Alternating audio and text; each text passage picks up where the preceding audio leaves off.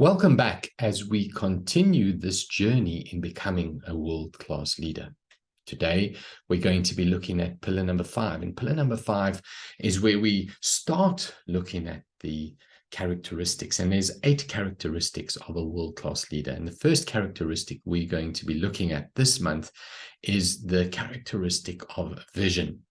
And when I say vision, I'm not talking about the kind of vision that you need to have, or that you have when you wear better glasses.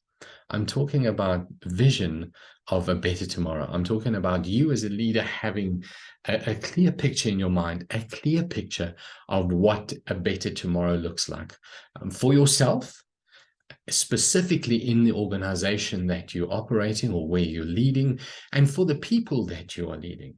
Do you have a clear picture of a better tomorrow? I've heard many leaders talk about their vision, and talk to their leaders and share different things. And I try and listen for this specific thing called vision while I'm listening to them. Think about our leaders who speak on television or on radio, or the leaders in your organization, the leaders that we look up to, the leaders that are our peers that are around us, and listen to their conversations and see if you can spot how many times they talk about a better tomorrow or share a vision of something that they're working towards and moving towards. So when we talk about vision, we really want to understand that you as a leader are the one that needs to see it first. You need to, in your mind, get this picture of what the better tomorrow looks like for your organization, for the people that you're leading. And sometimes we don't always see that as a leader, and sometimes we need some help, and sometimes we need to sit around and have those conversations with the people that we lead and listen to what they're saying. And as they're speaking, we in our minds can start to see and formulate that picture.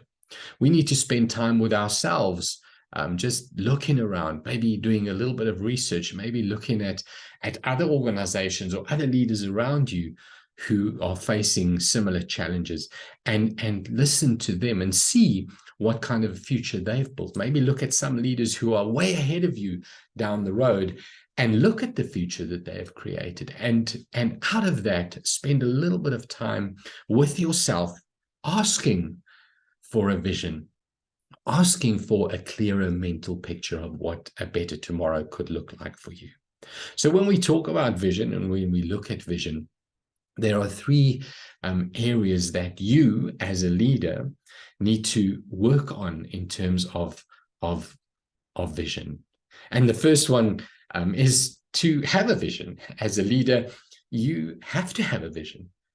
If you don't have a vision, if you're not leading your people somewhere towards some kind of a better tomorrow or a better future, you're simply going nowhere. And I know that I can't remember who said that, probably John Maxwell, because I think you can almost quote anything to John Maxwell pertaining to leadership, said that a leader who's going nowhere or has no vision is simply going nowhere and just simply sitting still. And if you are going nowhere, you'll probably find that nobody can follow you. If you're sitting still and you're not going anywhere, who can follow you? How can you follow something that's not moving? So if you're not moving forward or moving somewhere, nobody can follow you. Nobody can follow you. So people will follow somebody who's just going somewhere, because most people are not born leaders.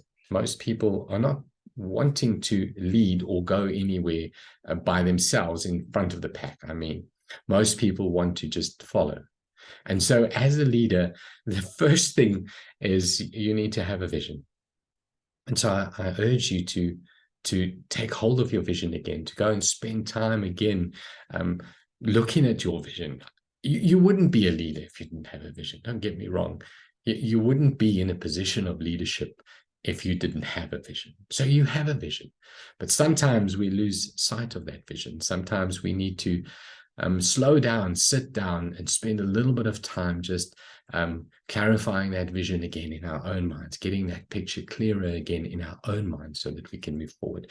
Once you have a vision, the second skill you need to work on is the ability to cast that vision in such a way that all of those people around you can see that same vision that you can see.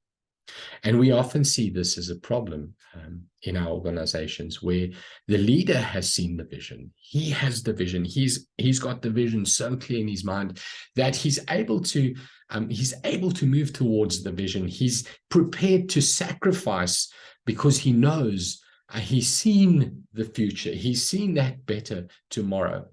And so he'll put in the extra time as a leader. He'll put in the extra hours. He'd work himself to the bone, his fingers to the bone, because he's seen the better tomorrow. He knows what he's working towards.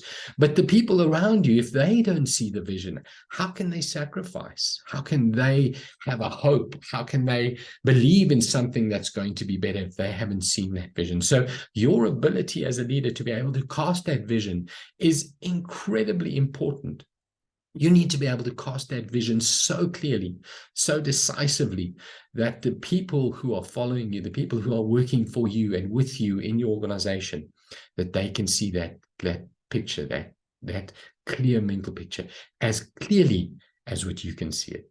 Because if they can, trust me, they'll sacrifice and work towards the vision with you.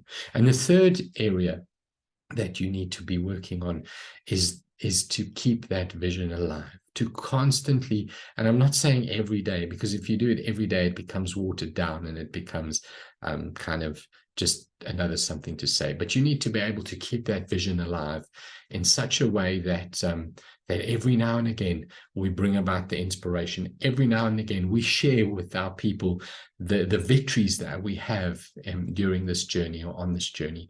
Every now and again we show them that video or that photo or that picture or the numbers of that better tomorrow that we're working towards.